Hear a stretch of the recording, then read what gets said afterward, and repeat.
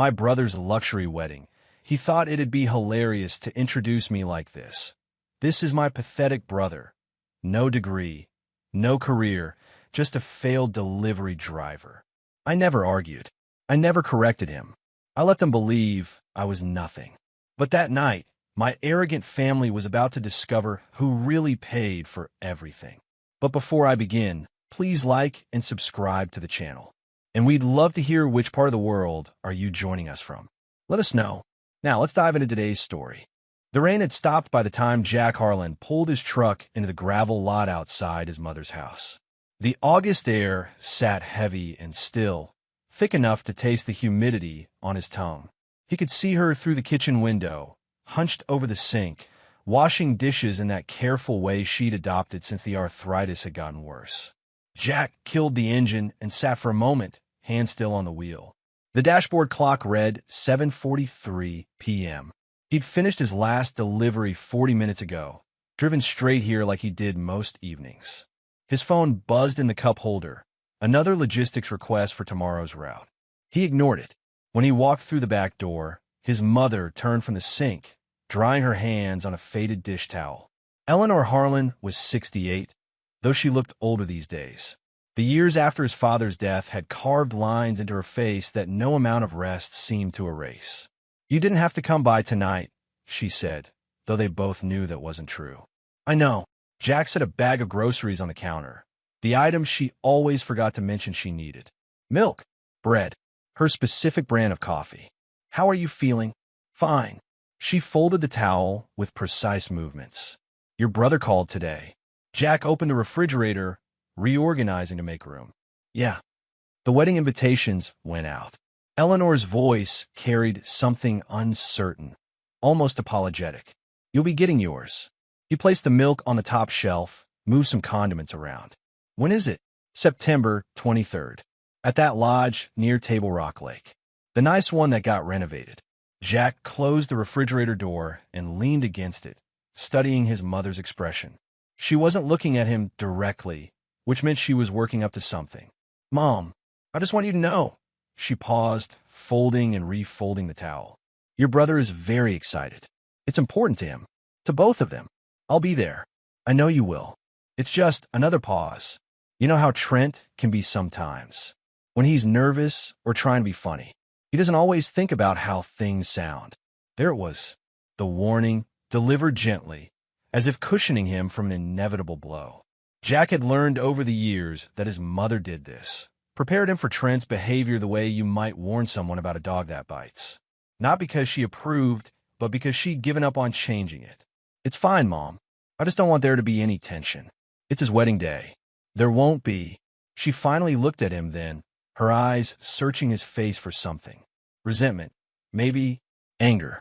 But Jack had gotten good at keeping those things buried deep, where they couldn't complicate family gatherings. "You're a good son," she said quietly. He kissed her forehead.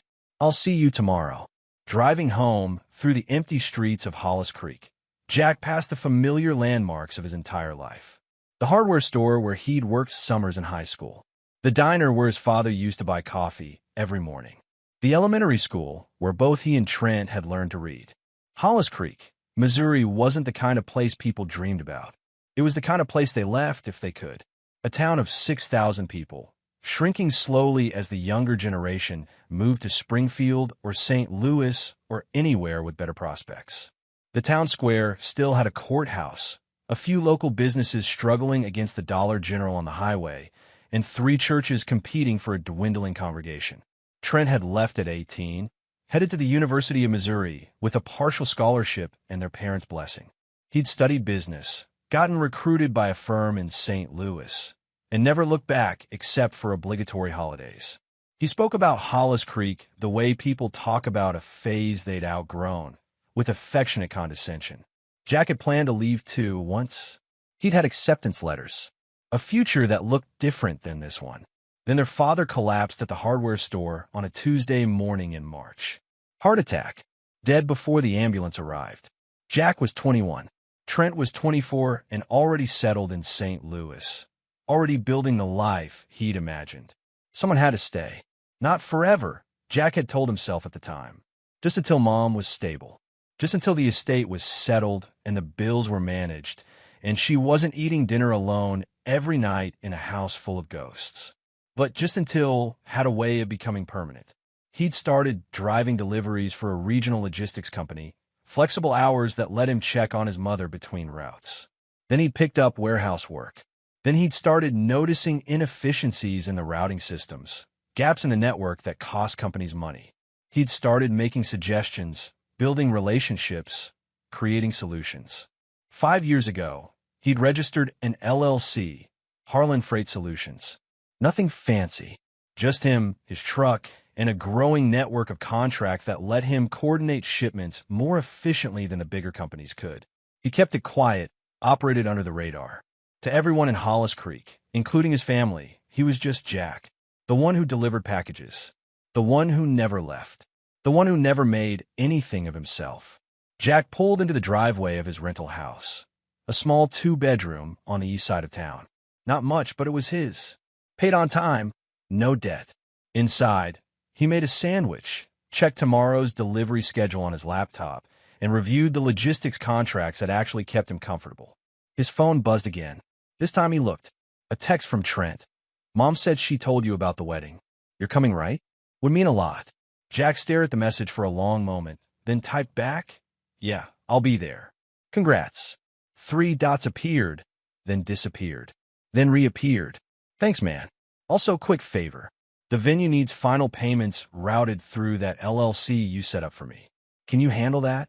You're better with the paperwork stuff. Jack's jaw tightened. That LLC, the one Trent barely remembered existed, the one he'd asked Jack to set up years ago because Trent had been drowning in credit card debt and needed a clean way to reorganize his finances. Jack had done it, loaned him money to clear the worst of it, set up the structure properly. Trent had never asked questions, never looked at the paperwork, never bothered to understand what Jack had actually built. Sure, Jack typed. Send me the details. You're the best. Seriously, don't know what I'd do without you handling this stuff. Jack set the phone down and stared at the ceiling. The thing about being useful, he'd learned, was that people stopped seeing you as anything else. The invitation arrived 3 days later in a thick cream envelope, his name written in elaborate calligraphy. Jack opened it at the kitchen table. Heavy cardstock, gold embossed lettering, a separate response card with a pre-stamped envelope. The kind of invitation that cost $5 per unit. Mr. Trent Harlan and Ms. Victoria Brennan request the honor of your presence at their wedding celebration. September 23rd, 2023. Lodge at Mirror Lake. Cocktail hour at 5 p.m., ceremony at 6 p.m., reception to follow. Black tie optional. Jack flipped the card over. On the back, in smaller print, accommodations available at the lodge for out-of-town guests. Please contact the venue directly. He pulled up the lodge website on his phone. The picture showed exactly what he'd expected. Rustic elegance, exposed wooden beams, panoramic views of Table Rock Lake, a renovated barn turned reception hall. Rooms started at $250 per night. His phone rang. Trent's name on the screen. Hey, Jack answered. Did you get the invitation? Just opened it. What do you think? Victoria picked the design. Took her 3 months to find the right one. Trent's voice carried that particular enthusiasm he got when spending money on things that impress people. The venue is incredible. Wait until you see it in person. Looks nice. Nice? It's perfect. Victoria's been planning this for a year. Every detail matters to her. A pause. You'll need to RSVP soon. They're doing a final head count. I will. And about those payment arrangements, did you get the vendor contracts I forwarded? Jack had gotten them. 7 different vendors, all routed through the LLC Jack owned, all with final payment schedules that Trent had casually delegated to him, as if it were just paperwork, just logistics, just the kind of thing Jack was good at. Yeah, I got them. Perfect. You'll make sure everything goes through on time, right? Victoria's really stressed about the details. It'll be fine. You're a lifesaver. Seriously. Trent's tone shifted slightly. Hey, I know you probably don't want to wear a tux, but it's black tie optional, so at least a suit, okay? Victoria's really particular about the photos. Jack's grip tightened on the phone. I own a suit, Trent. I know. I'm just saying. It's important. Got it. All right, I've got to run. Conference call in 5. Talk soon. The line went dead. Jack set the phone down and stared at the invitation. Black tie optional. The photos. The careful management of how things looked. He wondered if Victoria knew that the man she was marrying had borrowed $5,000 from his younger brother 3 years ago to pay off credit card debt from trying to maintain appearances he couldn't afford. He wondered if she knew that same younger brother was the one making sure her perfect wedding actually got paid for. Probably not. People rarely ask questions when things ran smoothly. September arrived with cooler temperatures and the first hints of autumn color in the trees. Jack spent the weeks leading up to the wedding managing his actual work, the freight business that kept growing despite his best efforts to keep it low profile, and handling the logistics for Trent's wedding. Deposits to the florist, final payments to the caterer, confirmation with the photographer, coordination with the venue for setup times and vendor access. All of it routed through his LLC. All of it technically under his control. He didn't think much about that at first. It was just another task, another thing to manage because Trent couldn't be bothered with details.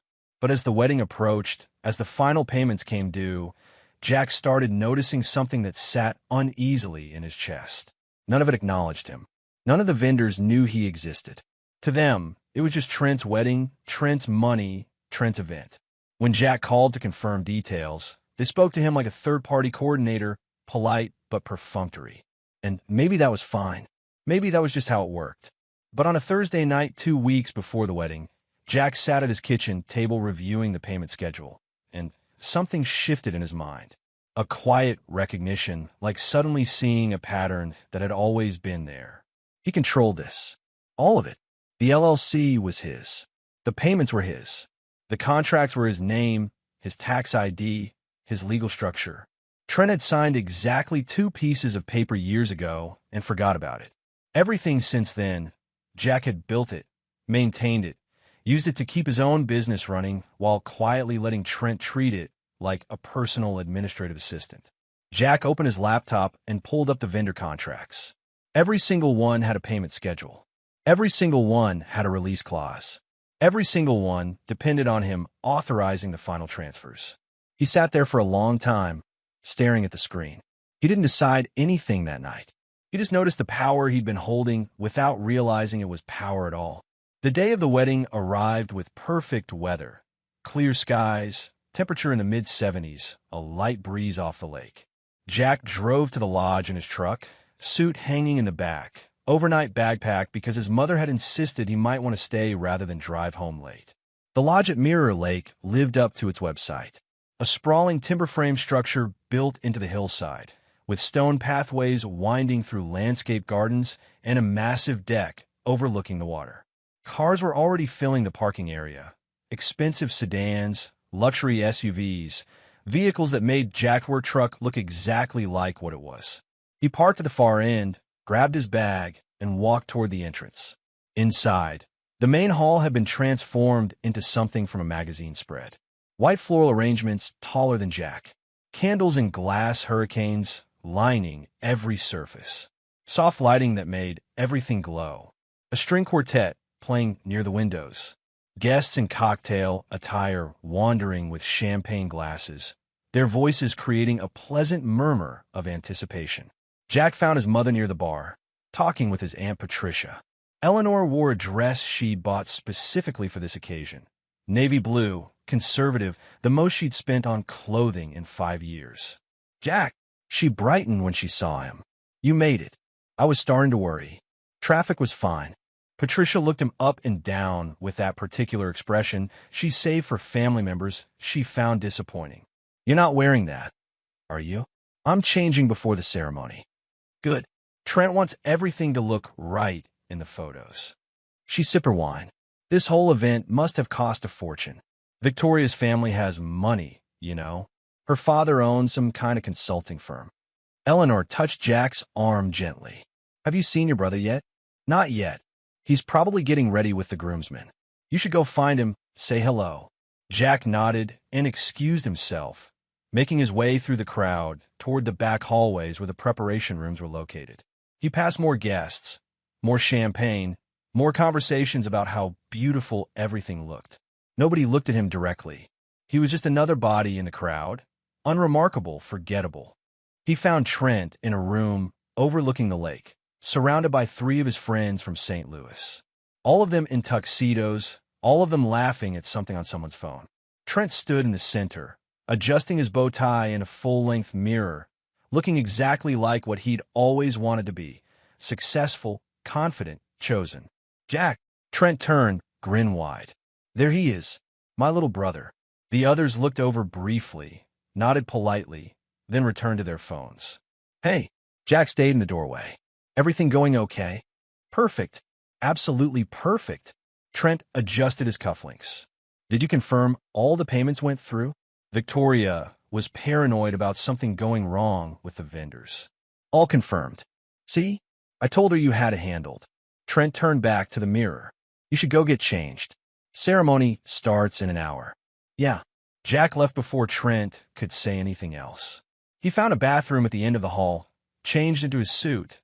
Simple, dark gray, nothing fancy but perfectly appropriate, and rejoined the gathering as guests began moving toward the ceremony space.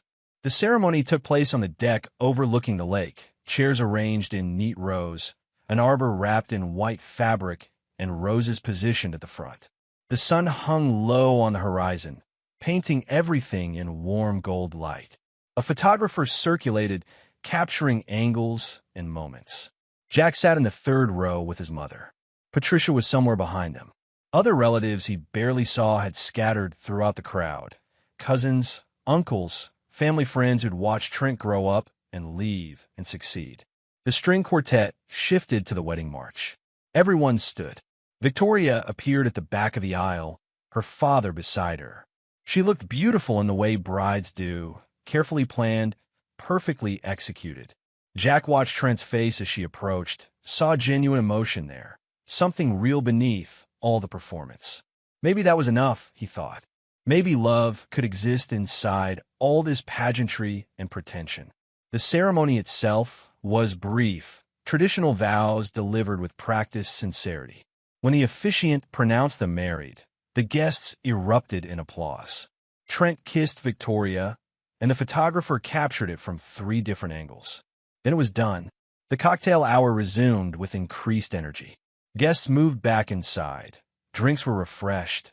Appetizers appeared on silver trays. Jack stood near the bar, nursing a beer, watching people circulate. His mother found him. "Beautiful ceremony, wasn't it?" "Yeah. Your brother looks so happy." Jack nodded. "Are you okay, honey? You seem quiet." "I'm fine, Mom." She studied his face with that particular mother's scrutiny that saw through everything. "I know this must be hard sometimes, seeing him like this. I'm happy for him. I know you are. But it's still okay to feel." She paused. "You've done so much for this family, Jack. For me. I hope you know that." He kissed her forehead. "I know." But even as he said it, he wondered if she actually understood what that meant. All the bills he'd paid, all the money he'd quietly provided, all the times he'd held things together while Trent sent cards on birthdays and visited twice a year. The reception began as the sun finally set. Guests filed into the main hall, now set up with round tables covered in white linens, centerpieces of hydrangeas and roses, placed cards in gold calligraphy, directing everyone to assigned seats. Jack found his table near the back, sharing space with distant cousins and family friends he barely knew. The wedding party made their entrance to applause and cheering.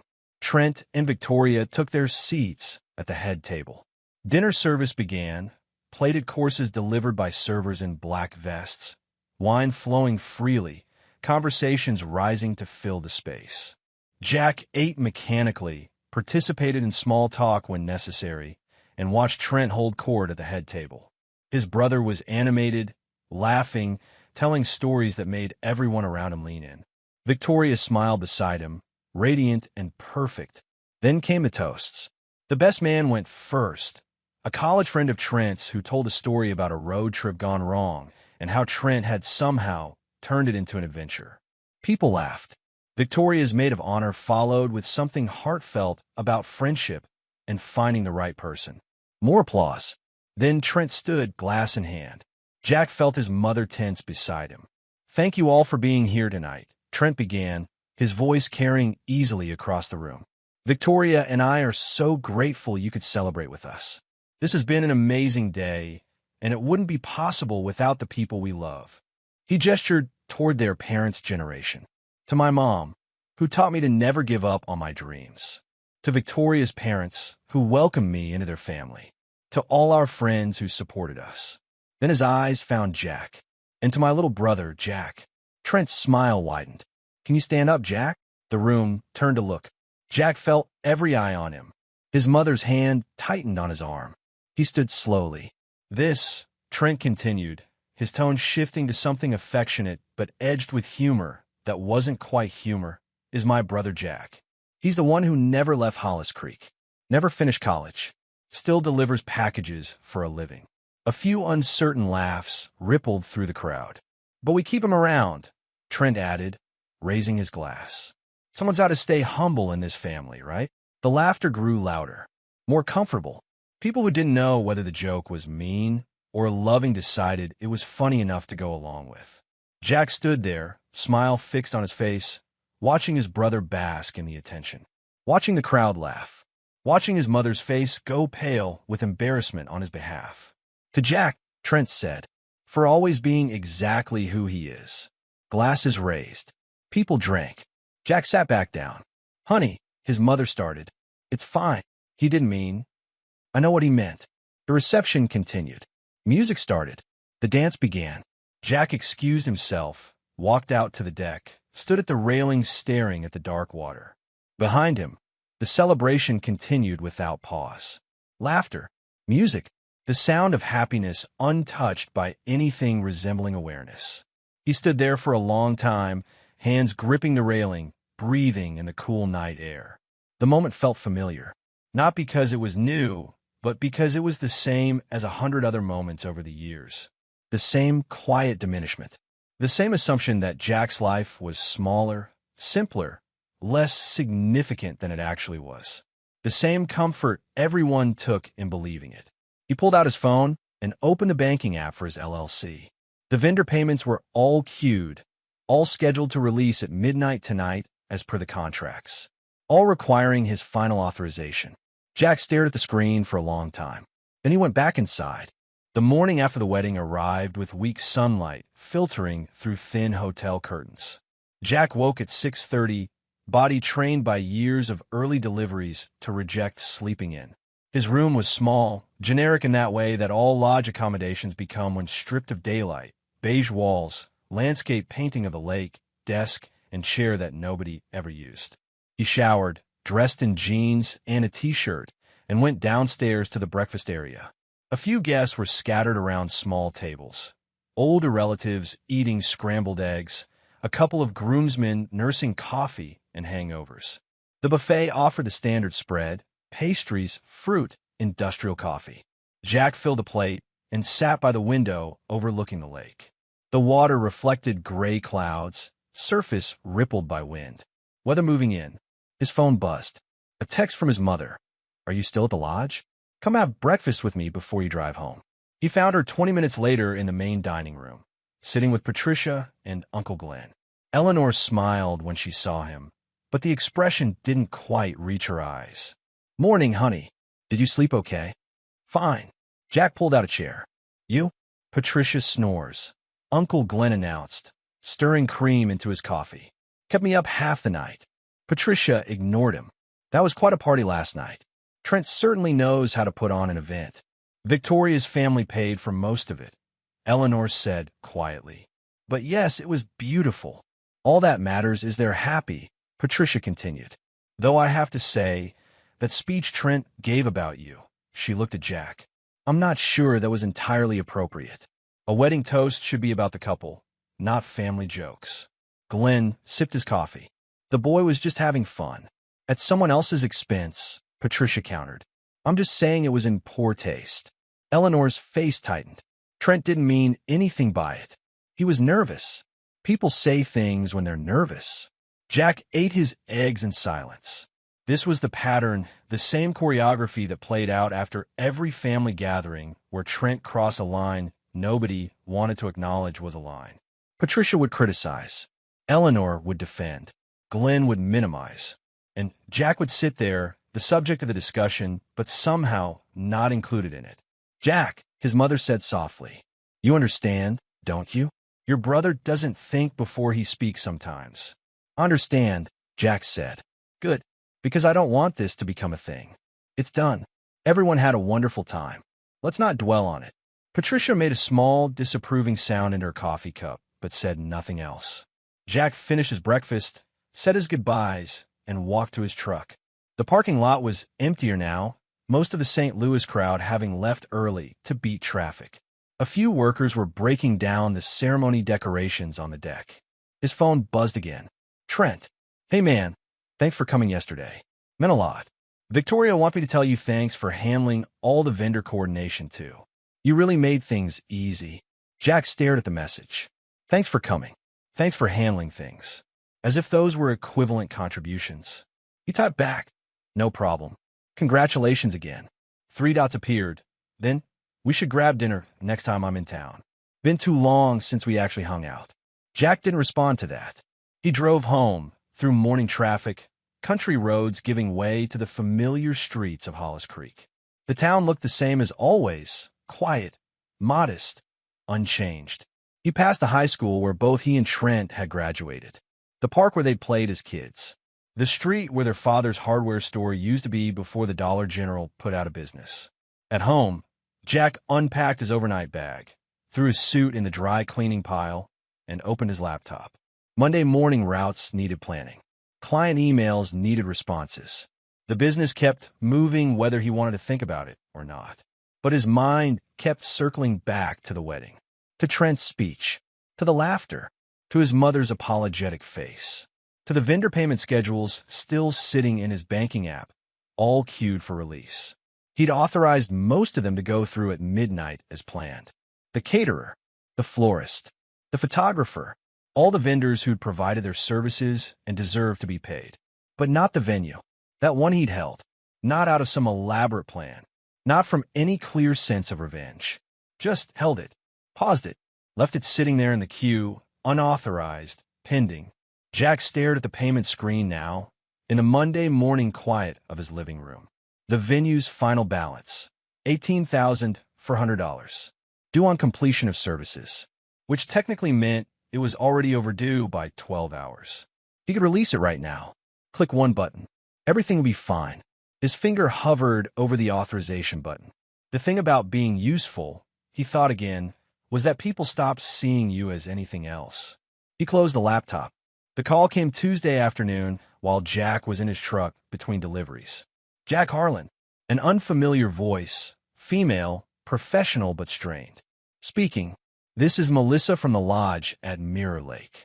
I'm trying to reach you about an outstanding payment for the Harlan Brennan wedding. Jack pulled into a gas station parking lot. What about it? Our records show the final venue fee hasn't cleared. We've tried contacting Mr. Trent Harlan, but he's directed us to you as the account manager.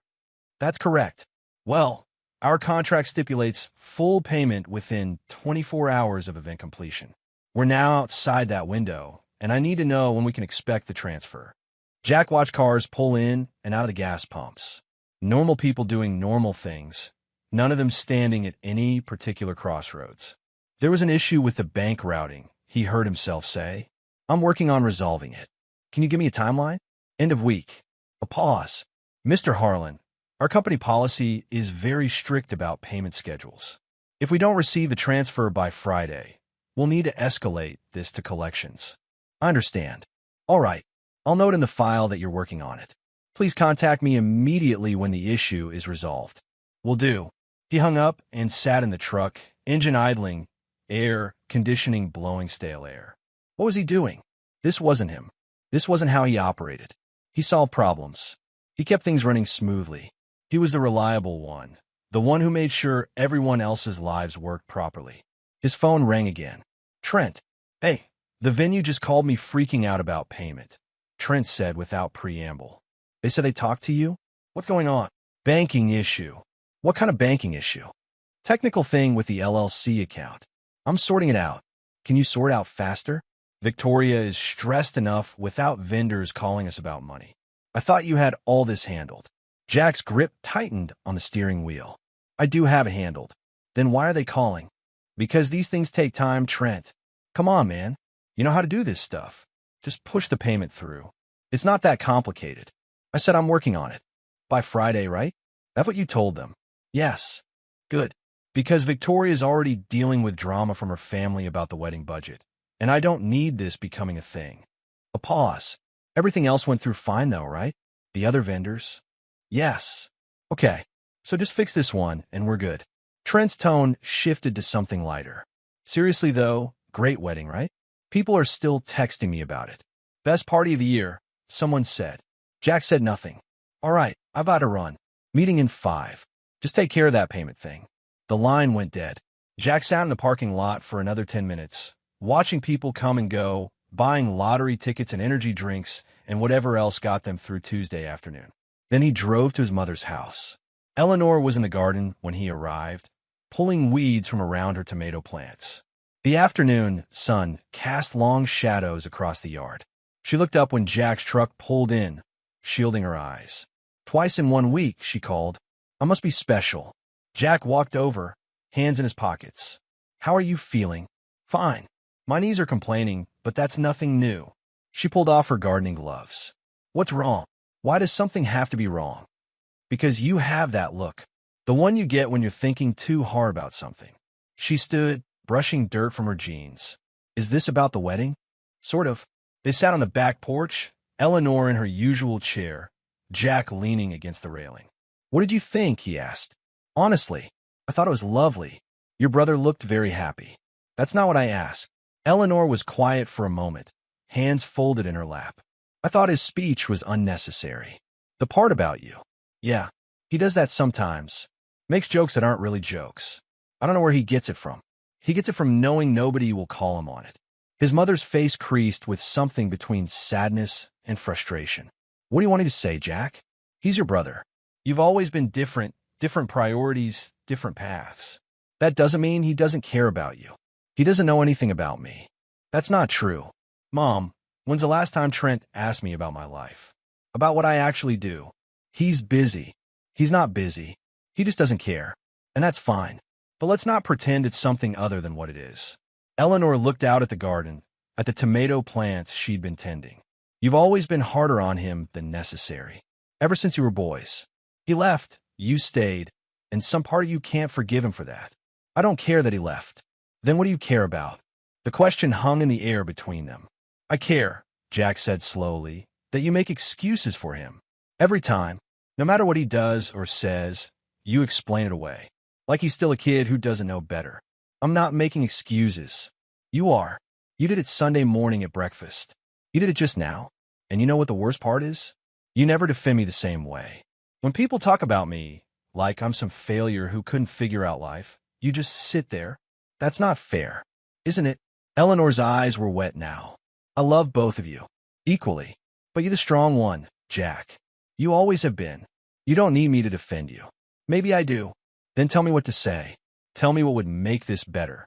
Jack stood up, hands gripping the porch railing. I don't know, Mom. I really don't.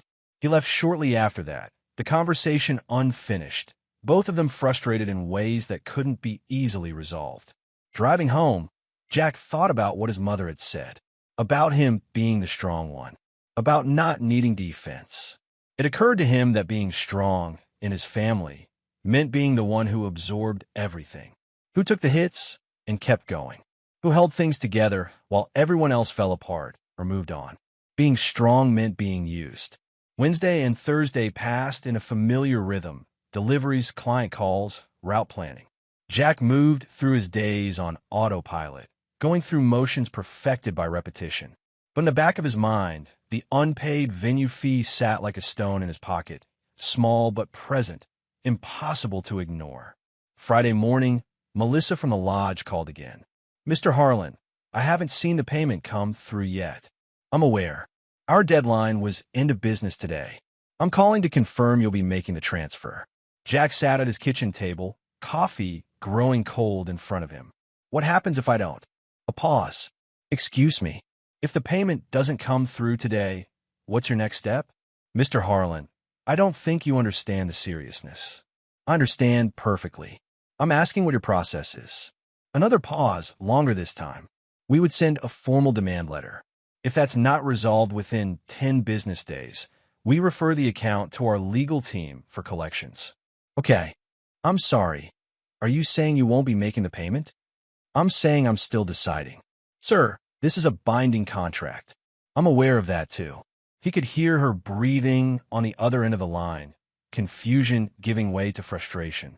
Let me be very clear, Melissa said, her voice hardening. If this payment is not received by 5 p.m. today, we will pursue all available legal remedies. That includes reporting to credit agencies, legal fees, and potential civil action. Against the LLC, Jack clarified. Not against Trent Harlan personally. She paused.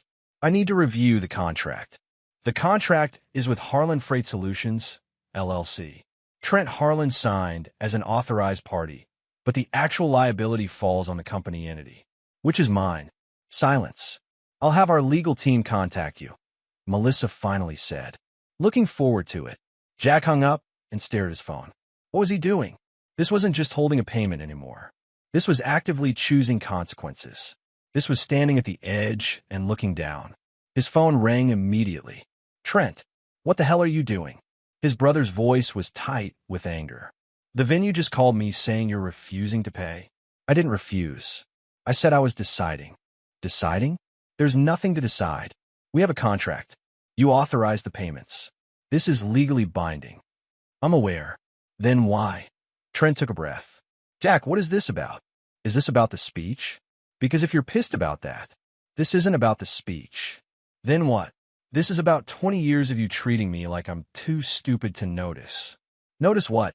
That you don't know anything about my life. That you've never asked.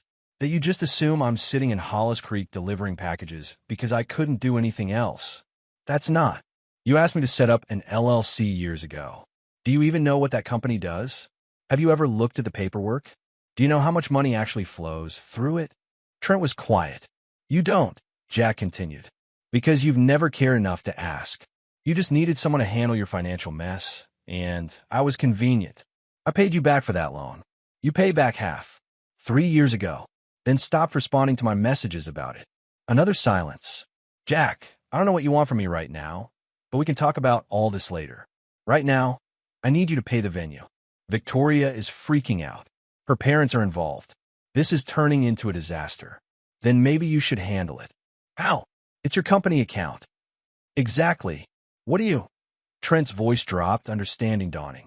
Are you seriously holding this over me? Over a joke at a wedding. This isn't about a joke, Trent. This is about you never seeing me as anything more than the help. That's insane. Is it? Name one thing about my life. One real thing. Where I work. What I do. What matters to me. Silence stretched across the line. You can't, Jack said. Because you've never bothered to know. So your solution is to sabotage my wedding?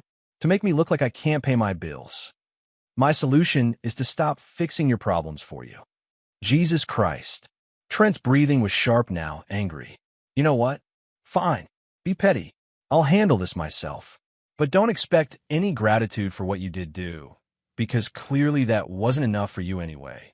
The line went dead. Jack set his phone on the table and waited for the regret to hit. It didn't. The rest of Friday passed in strange quiet. No more calls from the venue. No more messages from Trent. Jack went about his deliveries, managed his routes, responded to client emails. Everything normal except for the undercurrent of something irreversible now set in motion. That evening, his mother called. Jack, what's going on? Her voice was strained. Trent called me very upset. Something about the wedding venue and payments. It's complicated, Mom. He said you're refusing to pay them. That you're causing problems over something that happened at the reception. Jack leaned back in his chair. Did he tell you what happened at the reception? He said you were upset about his speech. Jack, I know it wasn't ideal. Not ideal. He humiliated me in front of 100 people. He was joking. No, Mom, he wasn't. And that's the problem. He meant every word. He thinks that's who I am, some failure who never amounted to anything. And you let him think that because it's easier than confronting him. That's not true. It is. Every time he says something like that, you smooth it over.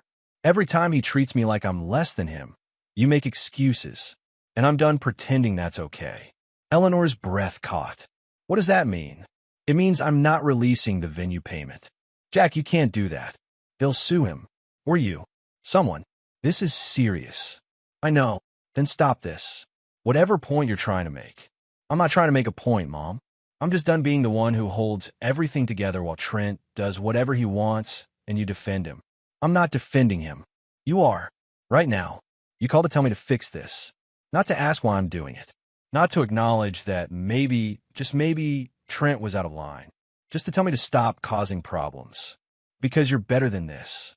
You're the one who stays calm, who handles things. I'm tired of handling things. Eleanor was crying now. He could hear it in her breathing. Please don't do this. Not to your brother. Not to our family. Our family did this, Mom. Not me. He hung up before she could respond. His hand shook as he set the phone down. Not from fear or regret. For something else. Something that felt like a locked door finally opening. Saturday morning brought a certified letter from the lodge's legal team. Jack signed for it at his door, carried it inside, and read through the formal language demanding payment within 10 business days or face collections proceedings. He filed it carefully and went about his day. Sunday morning, Patricia called. I'm not getting in the middle of this family drama, she announced, but I think you should know that Trent and Victoria are talking about pressing charges for fraud. Fraud. Apparently you misrepresented yourself as managing his accounts when really it was your company. Jack almost laughed. He signed papers giving me power of attorney over that LLC. There's no fraud. Well, you need to tell him that, and you need to resolve this. Your mother is distraught. Then maybe someone should tell Trent to apologize for what he said. It was a joke, Jack. Grow up. Was it? Because it sounded like what he actually thinks. Patricia made an exasperated sound. Fine. Be stubborn. But when this family falls apart, remember you were the one who chose this. She hung up. Jack sat in his living room, the Sunday afternoon sunlight streaming through the windows, illuminating dust motes floating in the air. His phone sat silent on the coffee table. No more calls. No more messages. He'd crossed a line he couldn't uncross. And the strange thing was, he didn't want to go back. The next week unfolded in a series of small earthquakes, each one reshaping the landscape of Jack's family in ways that couldn't be undone. Monday brought an email from Trent's lawyer, a real one this time, not just the venue's counsel. The message was formal, coldly professional, outlining the alleged breach of fiduciary duty and demanding immediate resolution.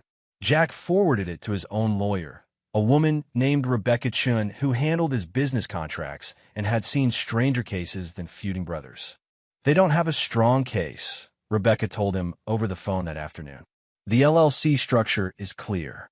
You're the sole owner and operator. Trent signed documents years ago acknowledging this arrangement.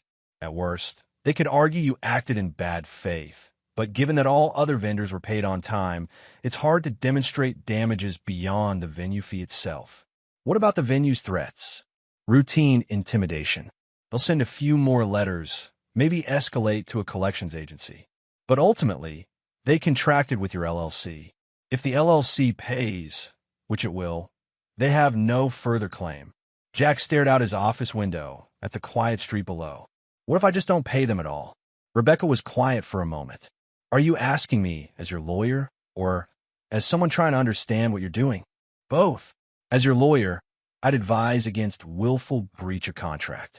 The legal fees would exceed the actual debt.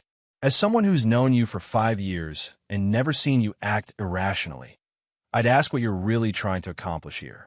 I'm trying to stop being invisible. You're not invisible, Jack. You're just the only adult in a family of people who never grew up. Same thing. No, one is about you. The other is about them.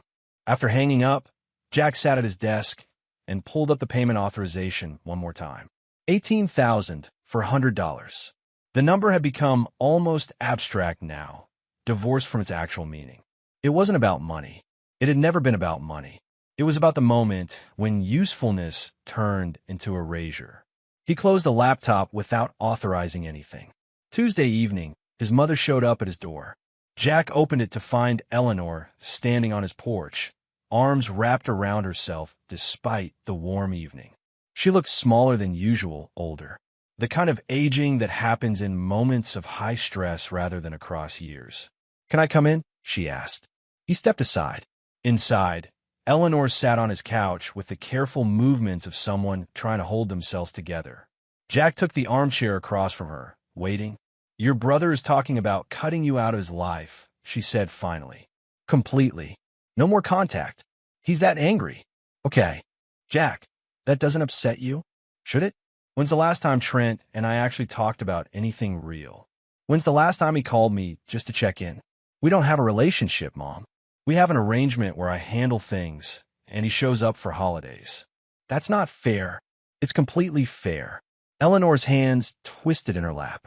"I know he's not perfect. I know he can be thoughtless. But he's your brother. You grew up together. You can't just throw that away over money. This isn't about money. Then what is it about?" Jack leaned forward. "How much do you think I make, Mom?" The question seemed to startle her. "What? My income. Ballpark. What do you think I bring in annually?" "I don't. That's not something I think about." "Guess."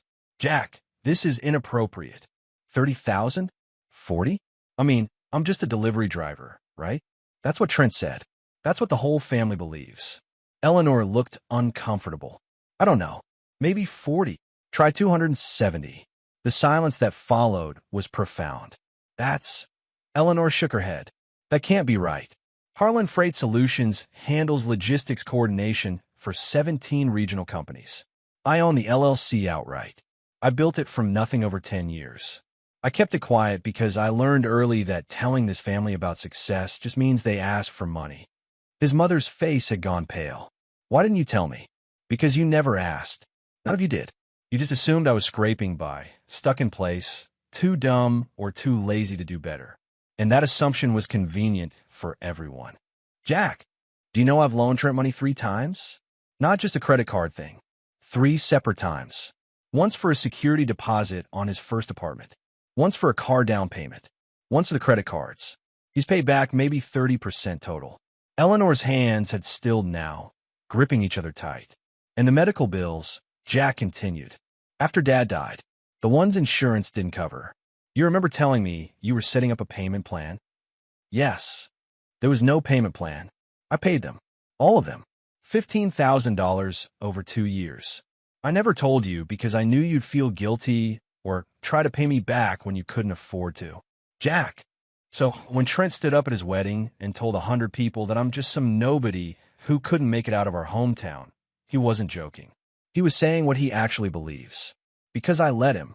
Because staying quiet was easier than dealing with his resentment of me having success he didn't know about." Eleanor was crying now, silently, tears running down her face unchecked. "I'm not trying to hurt you, Mom, but I'm done protecting everyone from the truth. Trent has spent 20 years being an asshole to me because it made him feel better about leaving. And you've spent 20 years making excuses for him because it's easier than admitting your golden child is selfish.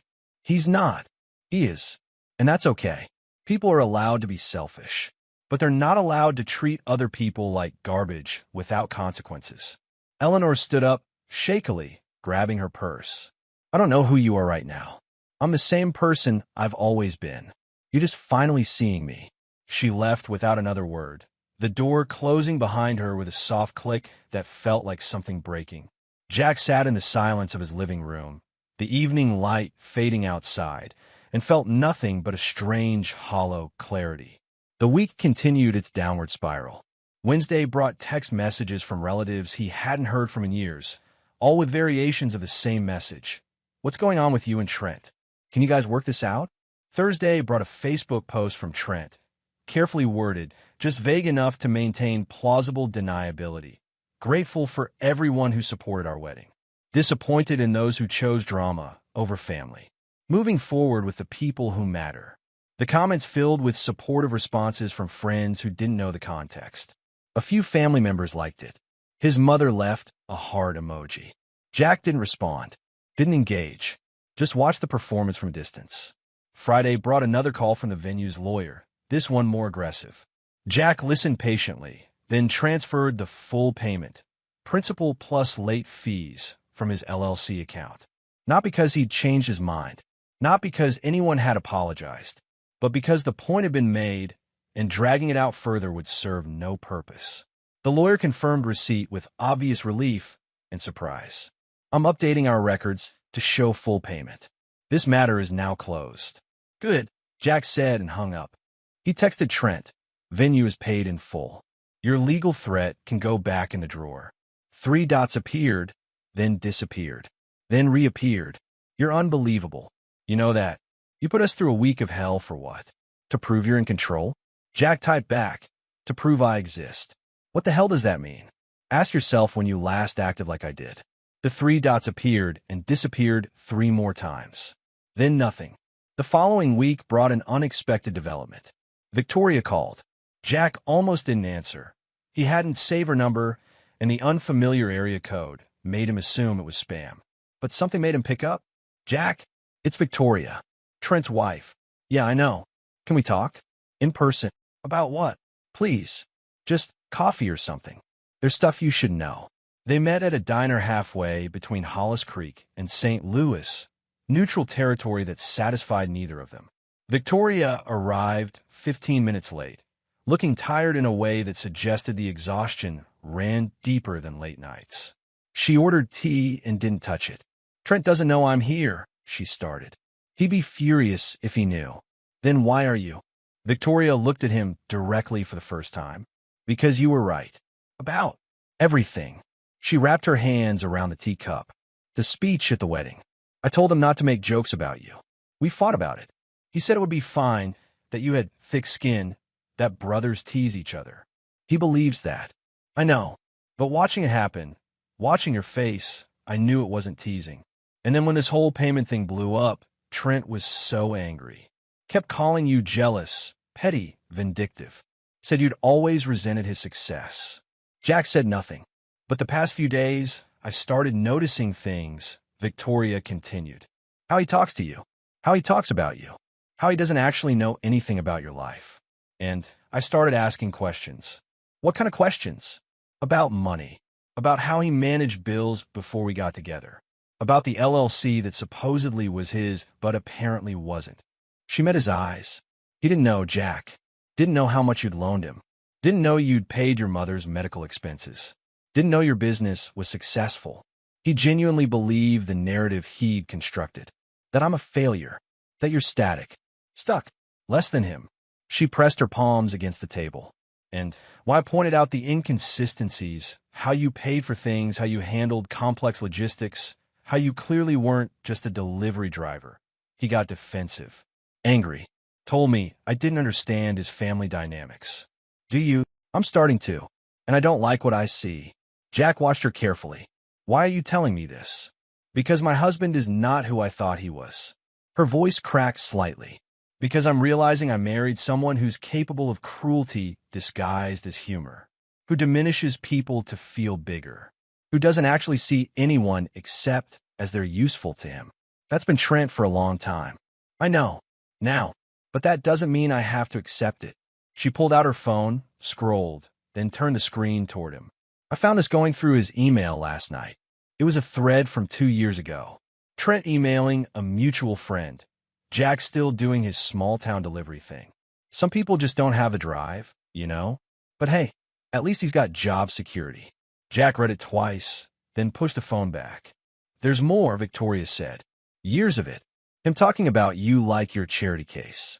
Like you're something to be pitted or mocked. Never anything cruel enough to be indefensible, but always positioned to make him look better by comparison. Why show me this? Because I want you to know it's not in your head. That you didn't overreact. That everything you probably felt for years, it was real. Jack sat back in a booth, processing. This doesn't change anything. I know, but I wanted you to hear it from someone other than yourself. Victoria pulled the phone back. I'm not sure what I'm going to do about the marriage, but I needed you to know that at least one person sees what actually happened. And I'm sorry I didn't see it sooner. They sat in silence for a moment, 2 people connected by proximity to someone else, both beginning to recalculate their positions. What did he say? Jack asked finally. When you confronted him, he said I was being dramatic. That brothers give each other crap, and it's fine. that you were just sensitive because you never left home. She smiled without humor. Then he said maybe you needed therapy to deal with your issues. Of course he did. I asked him to apologize, to call you, and actually talk. He refused. She met Jack's eyes again. I'm talking to you instead. Not to fix things. Just to say, you're not crazy. And you don't owe anyone forgiveness. After Victoria left, Jack sat in the diner for another half hour, watching traffic pass outside the window. The conversation had given him something he hadn't realized he needed: external validation. Proof that he wasn't constructing grievances from nothing. But it also created a new complexity. Victoria's awakening to Trent's nature wasn't Jack's responsibility, but knowing it existed changed the shape of things, made the consequences more far-reaching. He paid for both their drinks and drove home in thoughtful silence. October arrived with cooler temperatures and the full colors of autumn painting the Missouri hills. Jack's life continued in its familiar patterns: deliveries, client meetings, route optimization. But underneath, everything had shifted. His mother called once, briefly, to say that Trent was upset about Victoria taking your side. Jack didn't correct her or explain that Victoria hadn't taken sides so much as open her eyes. He just listened and said nothing. Patricia stopped calling entirely. Uncle Glenn sent a text. Family's supposed to stick together. Think about that. Jack didn't respond. The strange thing was how little it hurt. Jack had expected grief, regret, some sense of loss for relationships severed. Instead, he felt lighter, unburdened, like setting down a weight he'd been carrying for so long he'd forgotten it was optional. He started saying yes to things he'd previously declined. A business opportunity in Springfield that required travel. A consultation contract with a company in Kansas City. Small expansions of his world that had been impossible when he'd structured everything around being available for family needs. One evening in mid-October, he was reviewing quarterly earnings when his phone rang. Trent. Jack stared at the screen for 3 rings before answering. Yeah. We need to talk. Trent's voice was different. Not angry, not defensive. Just tired. Okay. Victoria left me. Moved out yesterday. She's staying with her parents. Jack set down his pen. I'm sorry. Are you? Yeah, I am. She said it's because of how I treat people. Specifically how I treat you. Trent took a breath. She said I'm a bully who hides it behind charm. That I make myself feel bigger by making other people smaller. Jack said nothing. Is that what you think? Trent asked. Does it matter? I don't know. Maybe. A long pause. I read through some old emails she showed me. Things I said about you. I didn't, he stopped. I didn't realize how it sounded. You meant it, though. I don't know what I meant. I thought I was just being honest. You stayed in Hollis Creek. You worked deliveries. That's what I saw. Because you never looked deeper. I know. Trent's voice cracked slightly. And I don't know how to fix that now. Jack leaned back in his chair, staring at his ceiling. This was the moment in movies where reconciliation happened, where the wrong party accepted the apology and everyone moved forward. Relationships mended. But life wasn't a movie. I don't think you do fix it, Jack said finally. I think some things break and stay broken. So that's it. 20-plus years of being brothers just ends. It ended a long time ago, Trent. I'm just acknowledging it now. I could change. No, you could try to act different around me. But you fundamentally think you're better than me, than Mom, than everyone in Hollis Creek. And that's fine. You're allowed to think that. But I'm allowed to not participate in it anymore. Jack, I'm not angry. I'm not hurt. I'm just done. With the jokes. With being taken for granted. With being the one who handles things quietly while you get credit for success you didn't earn alone. What does that mean? It means I covered your debts. Multiple times. It means I paid Mom's medical bills. It means I coordinated your wedding logistics because you couldn't be bothered with details. And none of that made you see me differently. So clearly, being useful isn't the path to being respected. Trent was quiet for a long time. I didn't know about the medical bills. I know. I would have helped.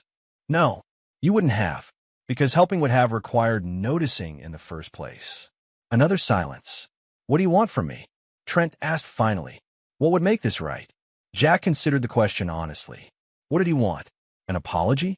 He'd probably get one eventually, carefully worded, designed to move past the awkwardness. An acknowledgement? Trent would likely admit some fault if pressed. A relationship reset? But the truth was simpler and harder than any of those things. I want you to be honest with yourself, Jack said. About who you are, about how you treat people, about whether you're actually happy with the person you've become.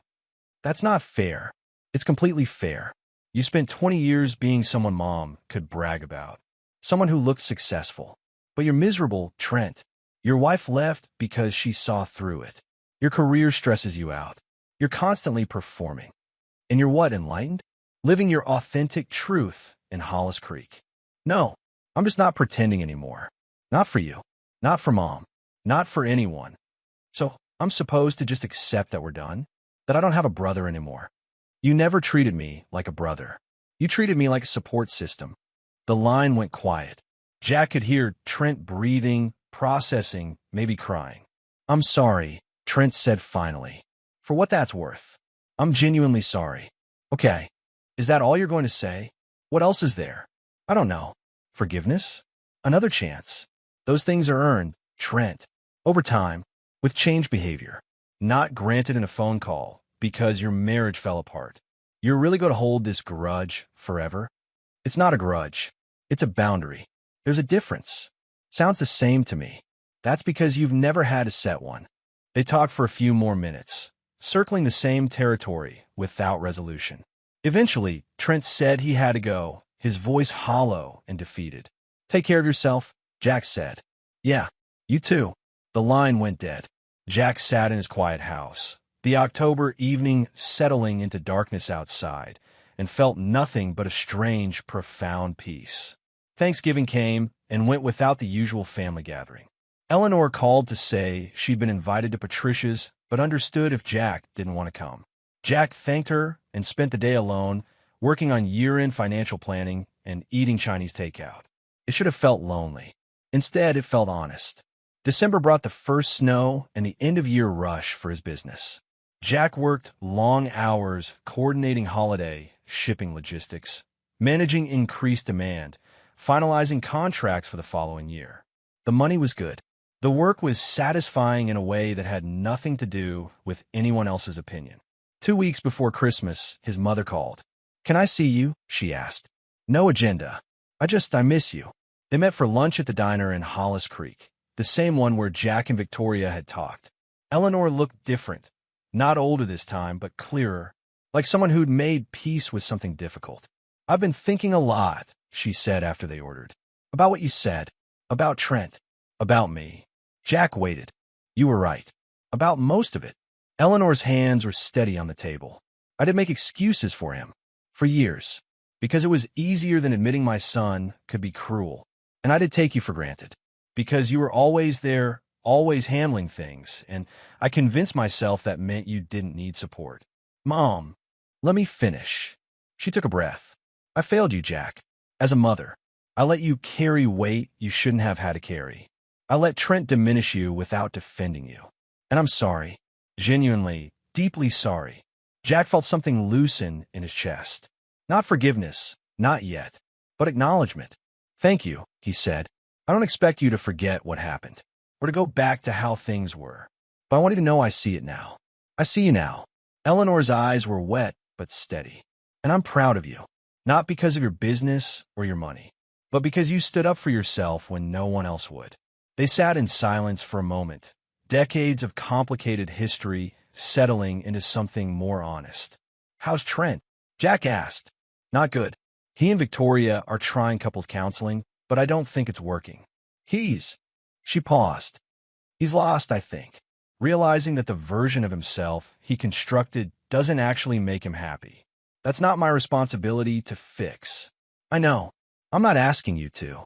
I'm just telling you what's happening. They finished lunch talking about smaller things, Eleanor's arthritis treatment, Jack's expansion plans, the weather. Normal conversation between two people rebuilding trust slowly. When they parted in the parking lot, Eleanor hugged him tightly. I love you, she said. I know I don't say it enough, but I do. I love you too, Mom. Will I see you for Christmas? Maybe. Let me think about it. That's fair. Driving home, Jack felt something he hadn't felt in months, hope. Not for reconciliation with Trent, not for the family to magically heal, but for the possibility that honesty could coexist with love. That boundaries didn't require abandonment. That being seen was enough. Christmas arrived with bitter cold and clear skies. Jack spent the morning at his mother's house, just the two of them, exchanging modest gifts and eating a simple meal. No drama, no tension, just two people choosing to show up for each other differently. Trent didn't call. Victoria did, briefly, to wish Jack happy holidays and let him know she'd moved out permanently. The divorce papers were being filed in January. She sounded sad but certain. "Thank you," she said before hanging up, "for not being what he said you were." "You're welcome."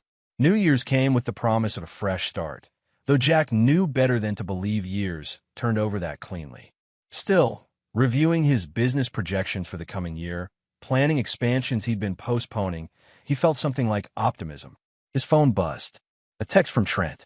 "I know you probably don't want to hear from me, but I'm in therapy, actually trying to figure out why I am the way I am. Thought you should know." Jack stared at the message for a long time. Then he typed back, "Good for you. Seriously." 3 dots appeared. Does this change anything? Not yet, but it's a start. Fair enough. Jack set his phone down and looked out at the winter landscape of Hollis Creek. The same town he'd been born in, grown up in, chose to stay in despite everyone assuming it was failure by default. The same streets and buildings and people who'd known him his whole life. But different now, because he was different. Not because he'd left or proven himself through grand gestures, but because he'd finally stopped performing his own diminishment for the comfort of others. The wedding they never thanked him for had been the catalyst. But the real change had happened in the weeks that followed, in his refusal to keep smoothing over, fixing, enabling, in his decision to be seen rather than useful. And if that meant smaller holidays, quieter family gatherings, relationships that would never be what they were, that was fine, because for the first time in 20 years, Jack Harlan was living a life that belonged to him alone. No apologies, no explanations, just honest, ruthless, necessary boundaries. And that, he was discovering, was worth more than any gratitude he'd never received.